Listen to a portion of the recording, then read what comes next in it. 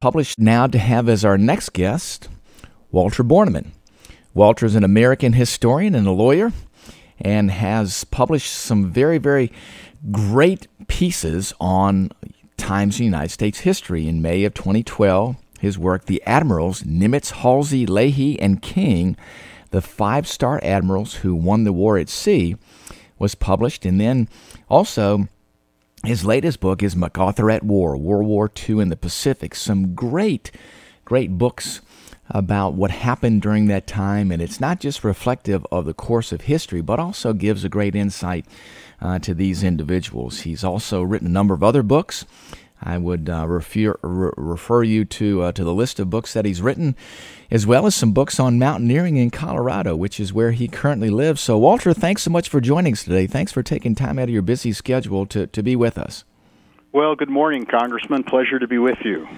Well, listen, thank you so much. I was really intrigued. I've read several of your books. Really intrigued by the book, The Admirals, and how reflective it is, not just on the admirals' time in history, in their efforts, in their actions during that course of time, but also how you reflect on who they are as individuals. I think that's a really valuable piece of what many times gets left out in historical accounts. You know, you can get all the details, the minutiae straight, but really being able to reflect on who these individuals are, I think, is critical. And we all know that all of those admirals had certain connections to Virginia, some more so than others, like Admiral Bill Halsey actually spent his first year in college at the University of Virginia before he went to the United States Naval Academy. We had Admiral Ted Carter on earlier, who is the superintendent today of the Naval Academy, as well as Chester Nimitz, who spent time here in Norfolk as he was serving in the United States Navy. So some good connections here to the Hampton Roads area, and as we all know, Hampton Roads has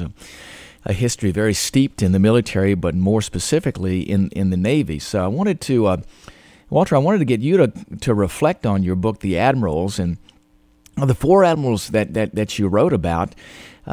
Which one did you see having the greatest impact on the ultimate victory in World War II? All of them played critical roles.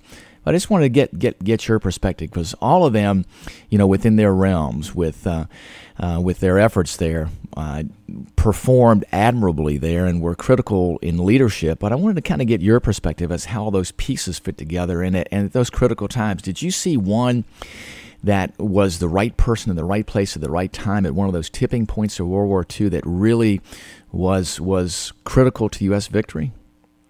Well, I do, and, you know, I think it's interesting that all four of these men really brought different styles of leadership to the table. But at the end of the day, each of them really had the ability to get people together and work toward a common goal.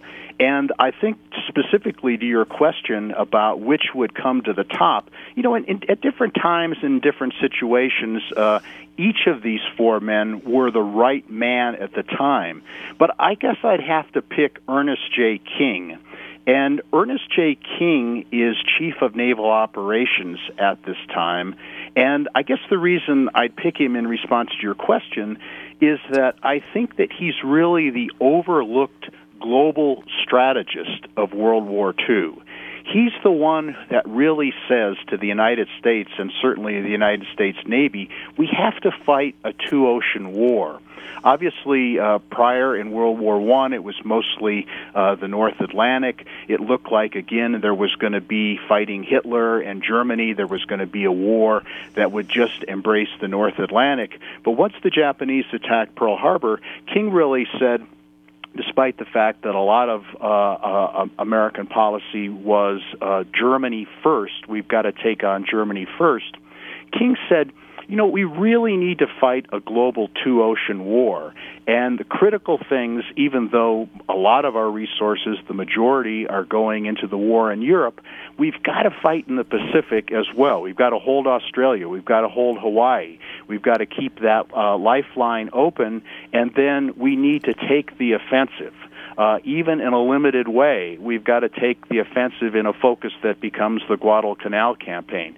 So I think in terms of embracing the globe, something the United States Navy certainly does today, embracing the globe, King's the one that really pushed that. and quite frankly, you mentioned my book on MacArthur. Some of those Army campaigns and things are the beneficiary of King pouring resources into the Pacific. That's right, and there was a real competition, as you point out, too, with MacArthur at the time in the western and eastern part of Pacific Command there with Nimitz and MacArthur. So a great dynamic that you point out there about how both of them kind of fought for where the resources were to be placed, where the attention was going to be placed. At critical points, Nimitz had a lot of his Navy assets taken out at critical points like the Battle of Midway, Battle of Guadalcanal, and how they all dealt with the back and forth, the ups and downs of the war, and how commanders at certain point, you point out, really skillfully how Halsey at certain points, really was bold in his decision making, and Nimitz, as you point out in there, was really the people person, the guy that kind of brought all these different personalities together in the height of anxiety in battle, which is always a time where there's lots of emotions involved. So, comment a little bit about how you see that Halsey-Nimitz effort there, in addition to how they competed for resources, Nimitz and MacArthur there in the Pacific during that time. Well, one thing about Halsey, even today, he has his critics and he has his fans in terms of what he did in particular at the battles off Leyte Gulf. Yes. But one thing about Halsey and leadership, which I think is a good lesson for today, is that Halsey made the decision. And he said that, I was the man on the scene. I had to make the decision. And he accepted responsibility for that decision. He didn't try to pass the buck. He accepted responsibility. And even if he had his critics, again, he was the man on the scene. And Nimitz, I think, to his credit, put people like Halsey out there on the front lines. Nimitz, who basically commanded the entire naval forces in the Pacific, but from Hawaii, and later after they moved a little bit more westward from Guam, again, could have maybe because of ego gone out there on a battleship or tried to be at the head, but he understood the assets and abilities of his leaders. And we haven't mentioned Raymond Spruance, but if there were to be a fifth five-star admiral, I think it certainly should have been Raymond Spruance, who, of course, was instrumental not only at the Battle of Midway, but also later at the Battle of the Philippine Sea. Very different people, by the way, Halsey and Spruance. Nimitz once said that Bill Halsey was kind of a sailor's admiral, a little bit more rough and gruff. Spruance was, according to Nimitz, an admiral's admiral who was a little bit more cerebral and a little bit more in terms of long-term planning and things. But it just shows that Nimitz had to manage a number of different personalities, and I think he did it quite effectively. As far as the dynamics between Nimitz and Halsey and then Nimitz and MacArthur, I think a lot's been written about the fact that there was competition for resources.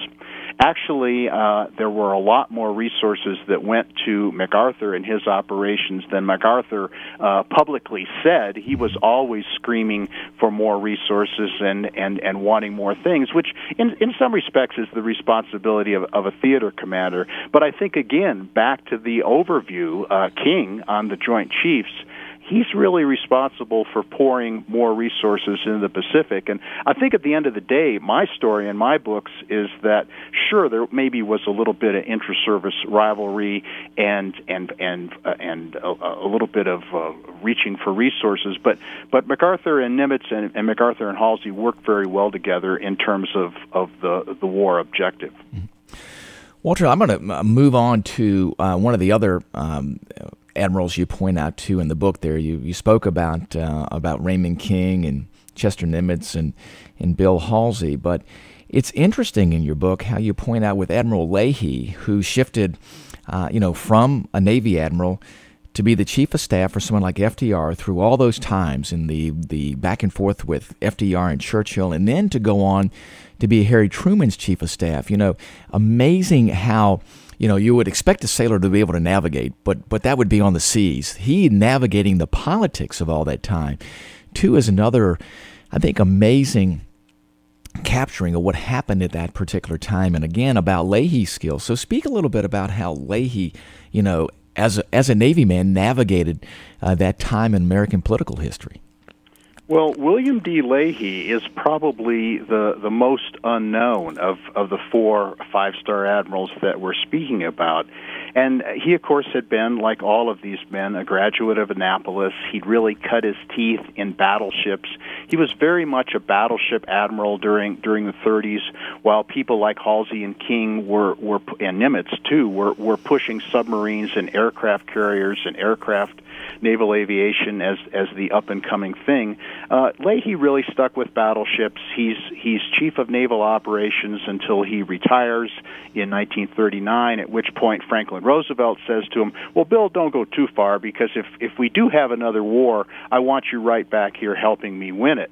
Well, Roosevelt puts him in what is then a fairly critical position in terms of being ambassador to Vichy, France, after Germany's invaded France and the fall of France. And then Roosevelt recalls Leahy to Washington in June of 1942, and very quickly, over a period of about 90 days, Leahy really evolves into the role of 3 things, all wrapped into one man: White House Chief of Staff, Chairman of the Joint Chiefs of Staff, and Roosevelt's National Security Advisor.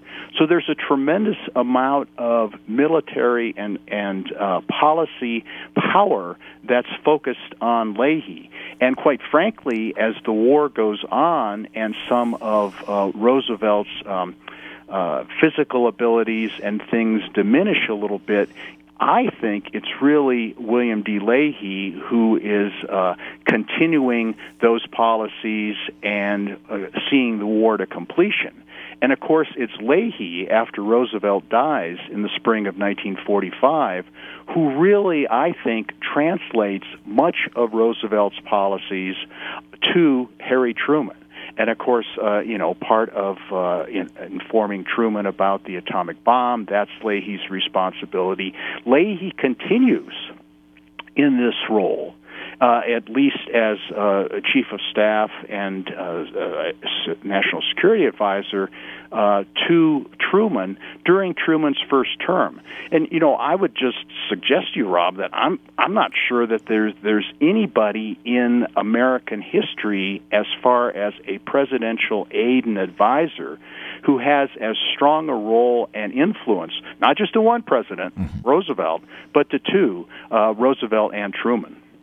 Well, I agree. Leahy's role there, as you said, was extraordinarily powerful and expansive, but he was very reserved in how he did things. He was that person in the background and was very, very effective. And as you said, as he transcended several administrations to be able to have that continuity policy, it really speaks to Leahy and his ability to navigate there. And you had 2 very distinct personalities with FDR and Harry Truman, and for him to be able to make sure there was continuity there during a time of big challenge for the nation really speaks to Leahy and his abilities to be able to do that. So I appreciate your reflection on Leahy and really what he brought to the table there. And I think, having a definite effect on the outcome of where decisions ultimately were made. Obviously, for Truman, the decision as to whether or not to use nuclear weapons there in Japan, was one of those questions for the ages, and for Leahy to kind of help him through that and get Truman to ultimately make that decision, I think speaks a lot to Leahy's influence there. Leahy really had very little personal ego, very self-effacing, and his loyalty first and foremost was to the presidents he served.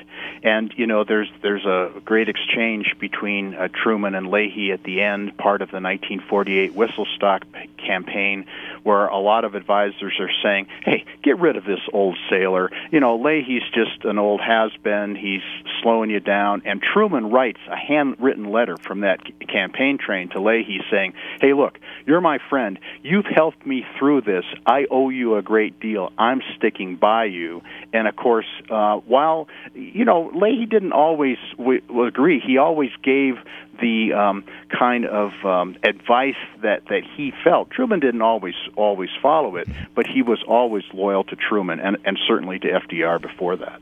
Well, I agree. He was, definitely one of the effective leaders of the time, one that shied away from the spotlight but knew how to make things happen. Very, very indicative, I think, about who Bill Leahy was. Let me ask, too, a little bit of your perspective on Admiral Nimitz. He became the Chief of Naval Operations after World War II, and normally the Chief of Naval Operations serves two-year terms. Chester Nimitz served only one. Give us your perspective on why you think that was the case. What led to that? Was it things that Nimitz did? Was it his perspective? Was he just tired of what the role was as CNO, or maybe didn't see it as others had? Give us your perspective on why only one 2-year term. Well, I think that all of these men, to one extent or the other, were a little bit worn out by their service during the war. Certainly, that was true with King, and there were some politics involved in terms of maybe the evolving Navy and what's going to become the Department of Defense after the war. But I think that Nimitz, quite frankly, after that 2-year term, was quite happy to retire. He did a number of other things. All of these men, to various degrees, had some type of public service career after their naval career. So I think Nimitz was quite happy with just the 2-year term. I got you.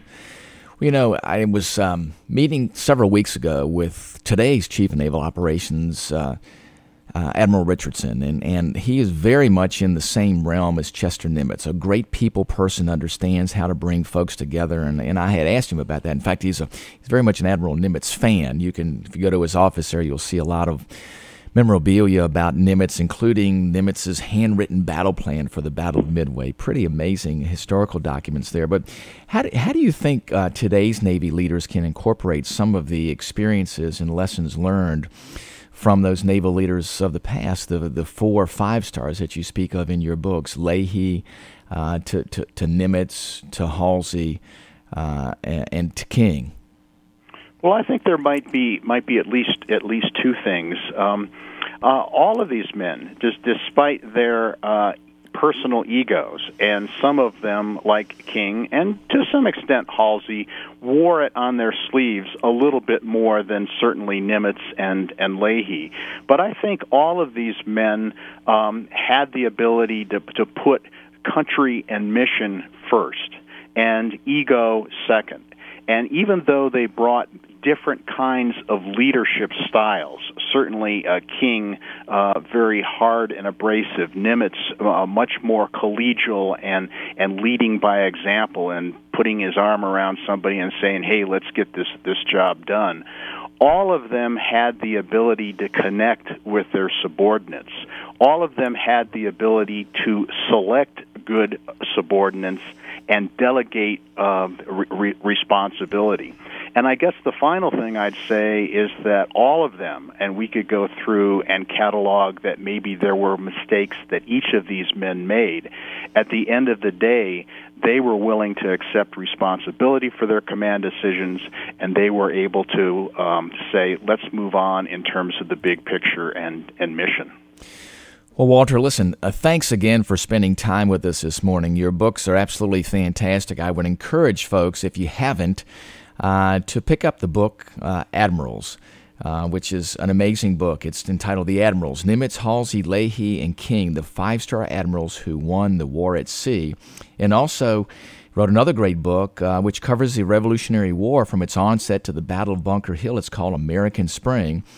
And is also his book, MacArthur at War, World War II in the Pacific. A lot of great publications there, as well as if you're interested in mountaineering, he's got some great publications there. That's right. So, Walter, listen, thanks again for joining us this morning. Thanks, too, for your reflection upon some of our great military leaders, the things that they went through, but as important as the events in history, about your reflection on who they are as individuals. And that reflection this morning with us, I think our listeners have gained a lot from that. So, Walter, thanks again for joining us. I wish you all the best, and thanks for taking time out of your busy schedule. And I wish you continued success in your reflection upon American history. Well, thank you, Congressman. Great to be on with you. Thanks so much.